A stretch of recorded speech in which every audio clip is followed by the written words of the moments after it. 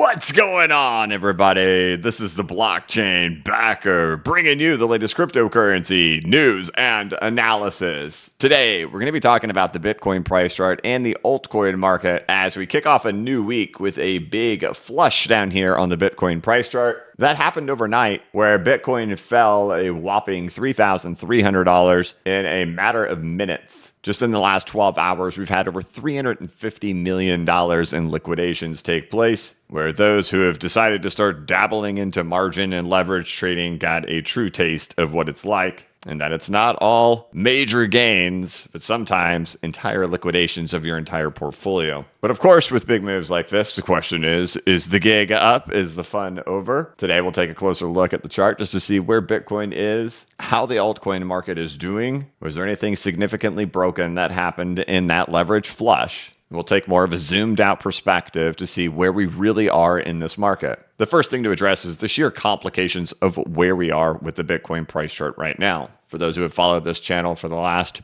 year and a half, know that we've been bullish. We've been saying the bottom is in, unwaveringly spicy for all the 12Kers, 23, 20, 16Kers, and claiming that they will get left behind in here, which has happened. But as we get higher, we get into the retracement levels. It's where the scarier danger areas start to come into play. The thing that we've pointed to a lot here is just where Bitcoin's price is right now. It is in the April of 2022 price levels, and we've seen lots of coins be able to get back to this level, but unable to penetrate through and get through. We've seen that for Chainlink.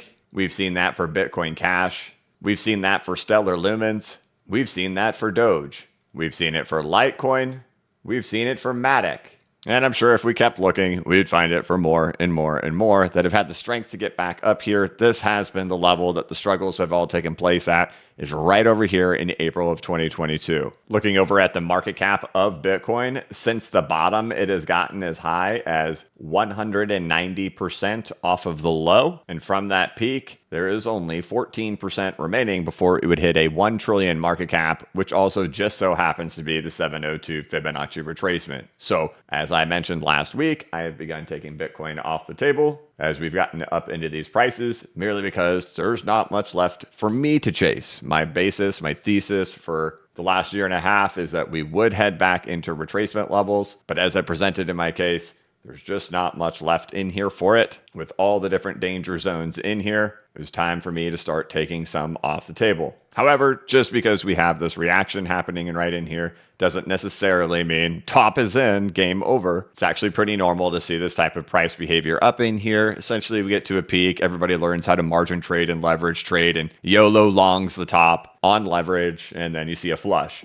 You see everybody making a ton of gains. They want to be a part of it. They want to make up for probably lost time, thinking that we were going to 12K, missed the whole run up. How do I make up for it with the amount of money I have left? Here's what I'll do. I'll 10x leverage long it, and then boom, it gets flushed. So my thoughts on Bitcoin still remain the same. We're in an area that is a struggle for Bitcoin. It's been a struggle for the whole market. We're really close to a 702 retracement. You've only got an extra 14% left on Bitcoin after a 190% rise. For me, it's not that interesting. And if this is a peak coming in here, these can be all kinds of crazy happening in here of distribution. And I don't think there's really enough in there right now to say that would be the case. And we'd need some more price action to see if we really start to kind of build a stronger foundation in here for Bitcoin to be able to either ramp up much higher or to show that it's going to be crumbling from here. A thing that we've looked at a whole lot has really been 2016, 2017, and then like I'm showing right in here, comparing us to 2020 when we went and took off. So we'll talk about both of these really fast. In 2014 through 2016, that's what our blue price action is right here. Here in 2021 through 2023, we could see the mirrored price action that has happened here for Bitcoin in regards to peaks coming in at the exact same time from the peak of euphoria when Coinbase IPO'd. We see the crashes all coming in at the same place. We break through the resistance levels at the same time. We're talking, this is 299 days later. They happen within 4 hours of each other. This is 699 days later, again, within hours of each other, breaking through the 9-month-long resistance happening in here. And then a consolidation range. What do you know? They leave together at the same time again. So here we are. What did Bitcoin do back in 2016? It ends up going back to a 618 Fibonacci retracement level and then whoop, shoots itself back to backtest the top of its previous range. I've showed that price dynamic in here for Bitcoin's historical behavior in regards to super cycles and super cycle recoveries or mid-cycle recoveries happening in here, how these ranges will break and then backtest each other heading on their way up after a super cycle has completed. This was the completion of a super cycle in here. We've talked about this moving into a new range, and then what eventually happens if this is the same circumstance, it backtests the previous range height to be similar to 2016. Well, we're awfully close to a 618 Fibonacci retracement level, just the whole area, we're about there. So from that perspective of continuing to follow 2014 through 2016, it's certainly in a danger zone for Bitcoin. Moving over to look at how price action behaved in 2020. We've talked about this a lot and how similar it was, and we've been talking about it since way back over here, how the market dynamic was essentially exactly the same. And for those who weren't here in 2020, everybody who was screaming for lower prices, all the content creators you saw screaming for lower prices here in 2023, when we're down here in the 25s and they're saying we're going to 23, 2016, and 12, that exact same thing happened in 2020 where people were screaming, we're going to 4K, 3K, 6K, we're going down, we're going down, we're going down. The market leaves them all behind and it takes off. We talked all about that throughout here. I had tweeted and talked about it. The term spicy got deemed for me here because I was very convicted it was not going to happen and we're going to head to the upside.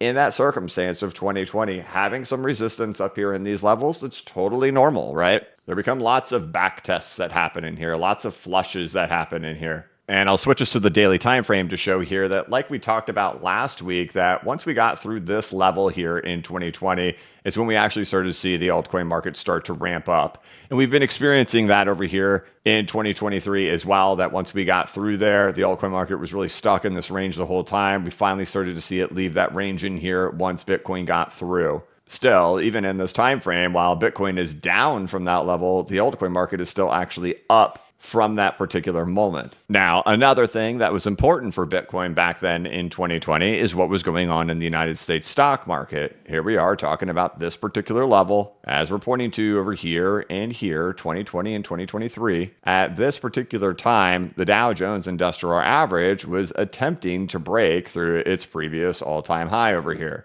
It had just come out of this ABC correction, had escaped, waddling back throughout all of here and trying to get out into its all-time high. Bitcoin has an element that appears as similar over here for the Dow Jones Industrial Average, as it is very close back to its all-time high once again. Another index that we've compared this to, the NASDAQ 100 Technology Sector Index, and it is doing just that, like we just showed in the Dow Jones, that it ABCs in here, gets back up and is waddling back.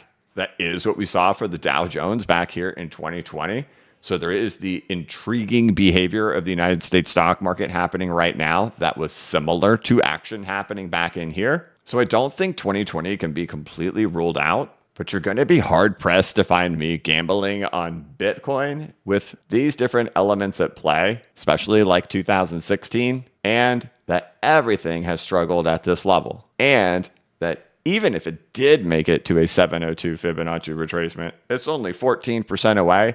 And like we saw in 2016, the 618 retracement, it's even closer to that, in which there's only 8% more. Again, 190% chasing the last couple of percentage points. Reminds me an awful lot of like the peak of 2021. People unwilling to do anything in here as they chase fresh new all-time highs. The behavior is the same in the retracement levels. All-time highs, all-time highs, all-time highs. I could give you a conviction that we'd get back to retracement levels. We're now in all the complicated areas of where the difficulty lies for Bitcoin. Whether it's going to fail here like everything else has failed, whether it's going to go a little bit higher in retracements before it ends up failing, or if it's following 2020. A lot of complications in here, and for something like this, we probably need to see more coming out of the stock market to even be convicted that it would. But for me, it's not worth taking the gamble for. And that's just me, right? That's my speculation that I don't think there's worth the risk of taking the shot on Bitcoin. That doesn't mean you shouldn't. Doesn't mean you should. I took my shot way down here when people were screaming at me. And so I think the complications for Bitcoin at this particular price level are just too crazy to be strongly opinionated on currently right now. You're in the retracement levels. What are you going to do? You're just going to bet that they're going to go through? I think you'd need to see stock market going into all-time highs before really screaming that it will. But the big question then comes, does that mean it's the end of the whole market? And that's where my conviction is different over here in the rest of the market. And that's when we move over to things like others, which and other altcoins throughout the cryptocurrency market to say they still have quite a ways to go before you get into that level. And that even in 2020, there was still another leg up in the altcoins of excitement to happen in there. And that retracement levels are still significantly away currently right now. Even the first major danger zone for me still sits way up here, which is almost double the current market cap. But you could see these things get carried away all the way up in here before they end up pulling back. And I've talked a lot about that too, that I'd expect, there's a big push that happens up here in the altcoin market. And then probably the same thing for Bitcoin, like you saw in 2016, some big slam back down into the lows. And when you look at the price action that happened during this move and this flush for Bitcoin and in crypto overnight, these moves aren't that obnoxious, right? It's really just a throwback that has happened in here for the altcoin market. It's really just a throwback that has happened over here on Ethereum. It's the same thing, right? Here's the support level it's been stuck under, or the resistance level it's been stuck under for the last year and a half.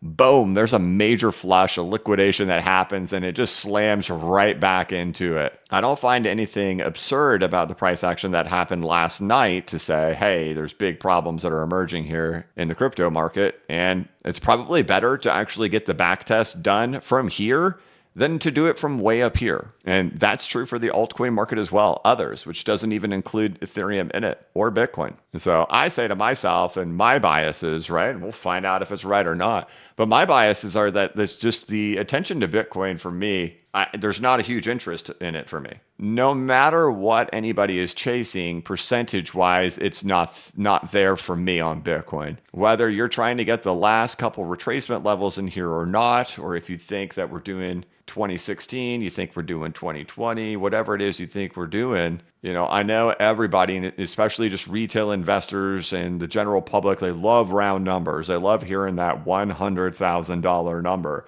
Or say we're going to 80,000 or 85, whatever it is, right? And the percentages there, like they're just not very much. Like you're definitely having to bank on the idea of all-time high for Bitcoin and bank on the idea of $100,000 to get a 126% gain. Like you're really asking for a lot, right?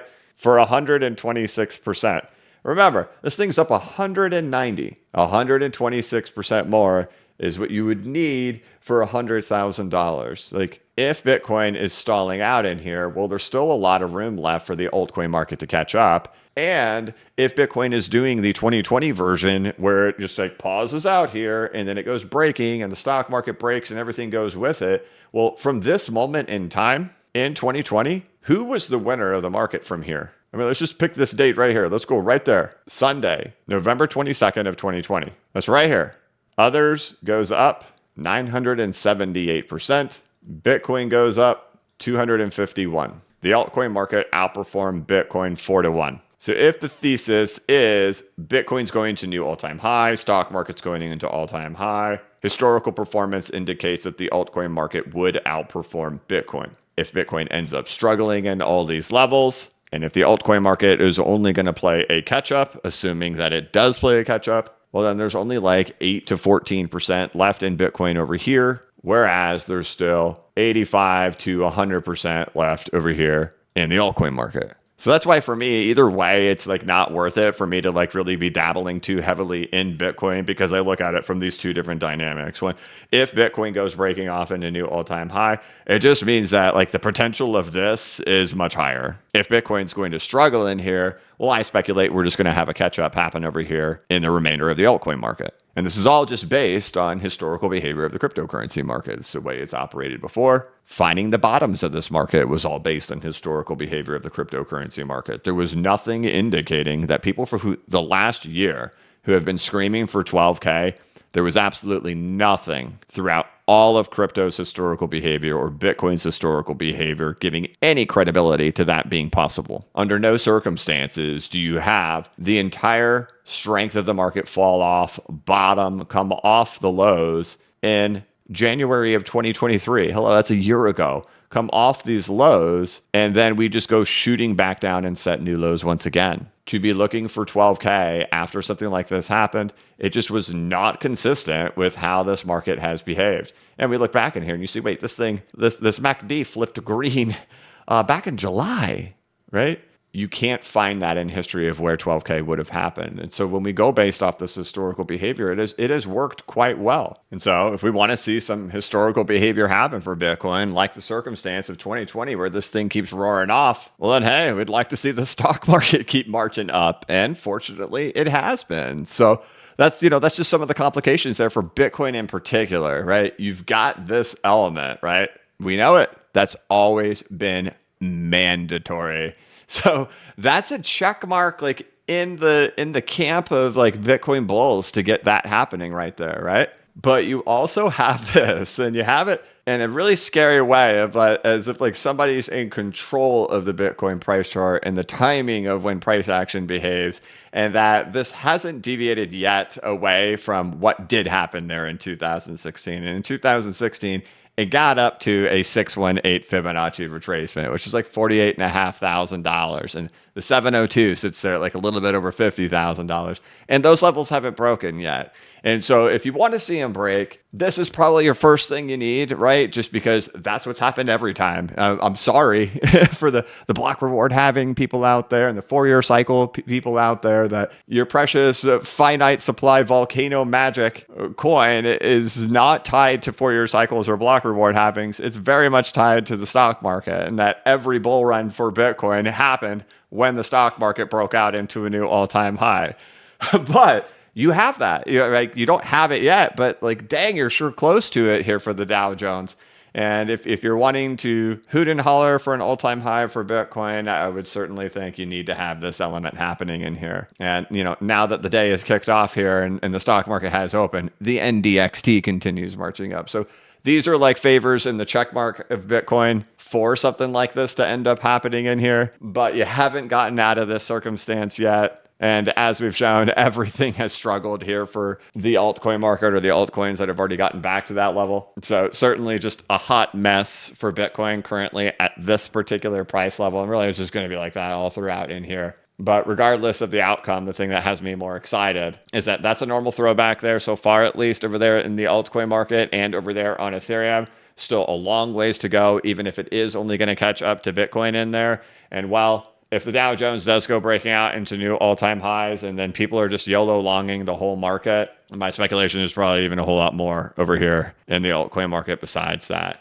But as for the actual liquidation event that we saw happen in the market, I don't see anything obnoxious that has happened here, especially not over here on the altcoin market caps and not over here on Ethereum either, on where it back tested here. And like when it comes to liquidations, the nice thing about those things is those historically have a tendency to mark lows. That's where you have forced selling. That's where just like max hit, where it all just happens in a blink of an eye. I've seen things out there, it's like 6.5 minutes. Hundreds of millions of dollars in liquidations in 6.5 minutes. We know it, that those are the types of things that tend to mark lows. So far, supports hold throughout the altcoin market. Nothing exceptional deviating over here on Bitcoin. The stock market, as it now is open, is still continuing to march up this week. Keep an eye on it. It's FOMC this week, Federal Reserve interest rate meeting, along with inflation data being released tomorrow morning. But otherwise, as for the liquidation event in the market, seems like a back test. Believe it or not, the market cap is even higher than where it was when it started last week. And well, even since that big liquidation, prices have still just maintained since then, last night. And another interesting thing to look at as we wrap this thing up is even looking over here at the stock market. We see that the Dow Jones is green, up 104 points. The NASDAQ is up 56 points. The S&P is up 2 points. But why is the whole list red? Even the NDXT is up 1.77%, up 157 points.